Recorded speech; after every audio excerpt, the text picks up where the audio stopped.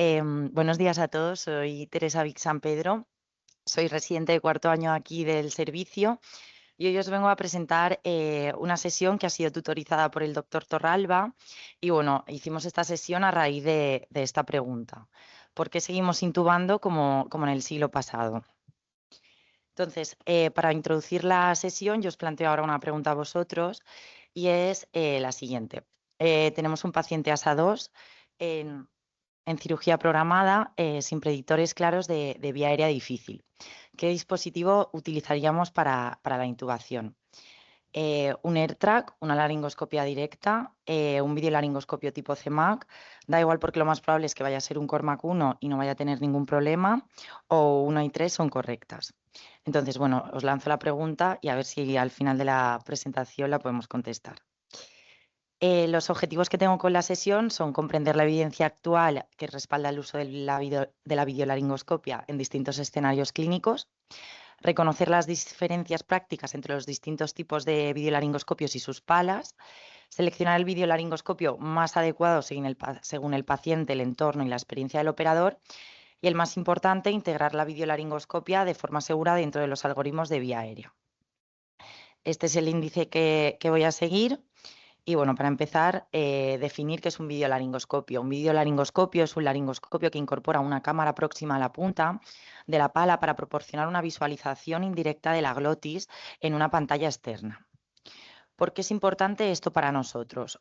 Porque la intubación traqueal es uno de los procedimientos más frecuentes que realizamos y, bueno, más frecuentes y más críticos que realizamos. Y aunque la mayoría de veces es sencilla, no debemos olvidarnos que la vía aérea difícil no prevista es la causa más importante de complicaciones graves.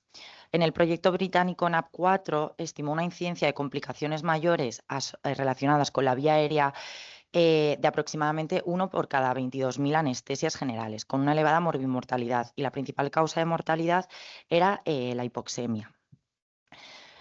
Un breve recorrido por la evolución histórica de la intubación, y fue que en el 1913 con Jackson describe la primera intubación con visión directa. En el 41 Miller introduce la pala recta y 2 años después McIntosh desarrolla la pala curva, que ha sido el estándar durante décadas. En el 1967 Murphy realiza la primera intubación mediante fibrobroncoscopio flexible y en el 93 aparece el laringoscopio de McCoy para optimizar la visión glótica. Entre el periodo del 2001 al 2005 se desarrolla y se difunde de forma clínica el primer videolaringoscopio moderno, que fue el GlideScope. Entre el 2010 y el 2020 se incorporan los videolaringoscopios a las guías de vía aérea difícil, y del 2020 hasta la actualidad estamos pasando en la transición de utilizar los videolaringoscopios desde una herramienta de rescate hacia la estrategia de Video First. Por ello, nuestra práctica clínica debería pasar de esta clasificación, que es la que todos conocemos, que es el Cormac, a más bien una clasificación específica de videolaringoscopia, en la que tengamos en cuenta el tipo de pala, si es una Macintosh o una D-Blade, que es la hiperangulada, el POGO, que es el porcentaje de apertura glótica durante la intubación, y la dificultad que hemos tenido con esa intubación. Aquí os he dejado representado la escala del POGO, que va del 0 al 100%, en cuanto al porcentaje, bueno, lo que he comentado, de apertura glótica. Y bueno, el 100% es que hay mayor visualización y, por tanto, menor dificultad para la intubación. En esta segunda parte de la presentación, del desarrollo, me he centrado en buscar toda la evidencia a favor del videolaringoscopio. Así pues, la evidencia a favor del videolaringoscopio en los distintos ámbitos clínicos en los que se pueda necesitar una intubación. Así pues, ¿deberíamos utilizar videolaringoscopio para todos en quirófano? Pues bueno, estos son los estudios a favor que he encontrado de la videolaringoscopia, incluso especifican el tipo de pala a utilizar. En cada uno de los estudios valoran diferentes parámetros que los voy a explicar a continuación, y comparando la videolaringoscopia con la laringoscopia directa. Así pues, en el parámetro valorado del éxito al primer intento, se vio que comparando ambas técnicas había mayores tasas de éxito tanto en cirugía especializada como en pacientes electivos con la videolaringoscopia. En cuanto a los intentos repetidos y la seguridad, aquí también se vio que había un mayor porcentaje de múltiples intentos, un 7,6 frente a un 1,7 de intentos repetidos y, por tanto, de complicaciones asociadas a los múltiples intentos, como puede ser la hipoxemia, el traumatismo en la vía aérea, la parada cardiorrespiratoria per intubación. Así como, para destacar que había estabilidad en cuanto a las lesiones dentales en ambas técnicas, alrededor del 1%. En cuanto a la mejora en la visión glótica, se vio que era más complicado intubar, la visión era más compleja en casos de laringoscopia directa que en casos de videolaringoscopia. Y esto fue un estudio, fueron varios estudios que se hicieron específicamente en cirugía cardíaca y cirugía general. En cuanto al parámetro hacia el estándar de intubación fácil, bueno, primero de todo definir que la intubación fácil es un concepto que agrupa el éxito al primer intento, grados Cormack 1 y 2 y la ausencia de necesidad de dispositivos coadyuvantes, y se vio que la proporción de procedimientos catalogados como fáciles era un 93 a un 98% frente a un 78-94% en ambas técnicas, tanto en personal en formación como experimentado. En cuanto al uso del videolaringoscopio para todos en cuidados críticos, pues bueno, hay un estudio en el que se hicieron 200 intubaciones consecutivas y se vio que el porcentaje de intubaciones en el primer intento era de un 62%.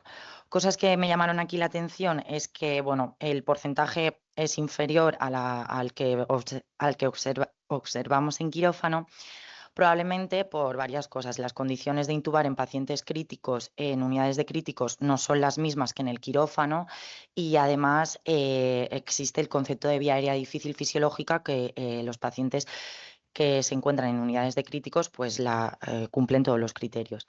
Luego también me llamó la atención que se considera un experto con McGrath aquel que ha realizado 15 videolaringoscopias, y bueno, que el entrenamiento específico con el vídeo es un factor independiente de éxito en el primer intento de intubación. Esto significa que, independientemente de que seas experto o no seas experto con un videolaringoscopio específico, vas a tener mayores tasas de éxito si vas con el vídeo que si no vas con él. Y luego la evidencia que he encontrado en distintos escenarios específicos en el caso de la vía aérea difícil. En el caso de la vía aérea difícil, como explicó mi compañera Leida la semana pasada, en las guías DAS del 2025 no contemplan la laringoscopia directa y nos hablan en todo momento del vídeo. Luego, en el documento de consenso de la revista de la SEDAR y varias sociedades como la de Otorrino y Urgencias, también nos recomiendan, con un nivel de evidencia moderado y un grado de recomendación fuerte, el vídeo frente al laringo. Luego, en las guías americanas de la ASA del 2022, que se basan en un metaanálisis de estudios clínicos aleatorizados, comparando el vídeo y el laringo directo en vía aérea difícil prevista, reportaron estos ítems que pongo aquí: mejor visualización glótica, mayor éxito de intubación en el primer intento y menor manipulación de la vía aérea. En cuanto a la videolaringoscopia en la RCP, pues bueno, las últimas guías de la RC del 2025 también nos hablan de la videolaringoscopia e incluso nos hablan de ella como una norma durante la intubación. En el caso del politrauma, en el ATLS nos dicen que también que en caso de que vayamos con vídeo mejoraremos las condiciones para la intubación. En los protocolos asistenciales de la SEDAR el último, de la cuarta edición, nos hablan que en obstetricia deberíamos también utilizar el videolaringoscopio. Y en pediatría, en este estudio, también nos recomiendan, con una evidencia 1B, ir con videolaringoscopio en pediatría. Así pues, después de haber presentado toda la evidencia a favor del videolaringoscopio, explicar qué tipos de videolaringoscopios existen. Tenemos los canalizados y los no canalizados. Los canalizados son aquellos que incorporan un canal para guiar el tubo endotraqueal, y los no canalizados tenemos los tipo Macintosh, que tienen geometría de pala Macintosh, que tendríamos la CEMAC, el McGrath y el GlideScope, y los hiperangulados, que tendríamos aquellos que son con una pala muy curvada. Entonces voy a exponer cada uno de ellos un poco con algunas ventajas y limitaciones, y bueno, decir primero de todo que los canalizados Las ventajas es que facilitan la progresión del tubo y la curva de aprendizaje es rápida, y como limitaciones que suelen ser más voluminosos, y eso nos limita en casos de estómago lleno para la aspiración y para la visión en caso de que se nos Ay, empañe la cámara. Los no canalizados, los tipo Macintosh, tendríamos que, como ventajas, están hechos para la visión directa e indirecta. Entonces, eso nos permite que sean muy útiles para docencia e ideales para el uso rutinario. Y como limitaciones, que en casos de rigidez cervical o un collarín cervical, pues tenemos como limitación que no vamos a tener las mejores condiciones de visión glótica. Y en casos de vía aérea difícil no prevista, pues también sería una limitación de estos vídeos. En los hiperangulados, luego tendríamos en contraposición a los Macintosh, que permite una excelente visualización glótica, por tanto son muy útiles en la vía aérea difícil prevista, en rigidez cervical y en collarín cervical. Y como limitaciones es que requieren estilete, guía de intubación y la progresión del tubo suele ser más difícil. Entonces, la aplicación práctica. Después de exponer estos videolaringoscopios, ¿cuál deberíamos elegir? Entonces, ¿con canal o sin canal? No hay muchos estudios respecto a eso, y bueno, encontré este que comparaba 6 tipos de videolaringoscopios en 720 pacientes, y teniendo en cuenta varios ítems, nos decía, por ejemplo, que la inserción del dispositivo en la orofaringe y la calidad de la visualización era mejor con el McGrath, así como la facilidad de inserción del tubo, el tiempo de avance del tubo y el tiempo de intubación exitosa era mejor con el AirTrack, y el tiempo hasta ver las cuerdas vocales era mejor con la CEMAC. Pero a pesar de todo esto, nos dicen las recomendaciones que son equivalentes, que la elección debe basarse en la experiencia del operador, el entorno clínico y la disponibilidad. Y las guías nos recomiendan un videolaringoscopio sobre otro. La DAS, la ASA y la SEDAR nos hablan de que el videolaringoscopio con o sin canal, enfatizando la disponibilidad, la formación y la familiaridad con el dispositivo. Aquí es otro estudio, una revisión sistemática que encontré del año 2023, en la que participaron 6.200 pacientes y unos 1.300 de estudios de simulación con modelos de alta fidelidad y realismo. Los lugares eran el quirófano, las UCIs, las urgencias y los laboratorios de simulación, y los operadores eran pues anestesistas, residentes y médicos de urgencia y de UCI. Entonces aquí compararon varios videolaringoscopios y llegaron a la conclusión de que los mejores son los que os he expuesto aquí arriba, la CEMAC, el GlideScope y el canalizado, que es este aquí. Aquí he dejado una tabla que pone que compara varias situaciones clínicas con la recomendación del videolaringoscopio que utilizar y las referencias bibliográficas. Entonces, así para destacar, en situaciones de estómago lleno, sangre o vómito, nos recomiendan ir con un vídeo tipo Macintosh para, en caso de que la visión se nos complique, podamos hacer una laringoscopia directa y tengamos mayor facilidad para la aspiración. En caso de trauma cervical, utilizar un hiperangulado o un canalizado. Y en casos de docencia, pues ir con un Macintosh para poder tener la opción de hacer una laringoscopia directa en caso pues eso. En cuanto a las limitaciones, los principales factores limitantes son los factores económicos, logísticos y de práctica clínica. Las limitaciones económicas son el alto coste inicial y de mantenimiento, específicamente en aquellos dispositivos de un solo uso.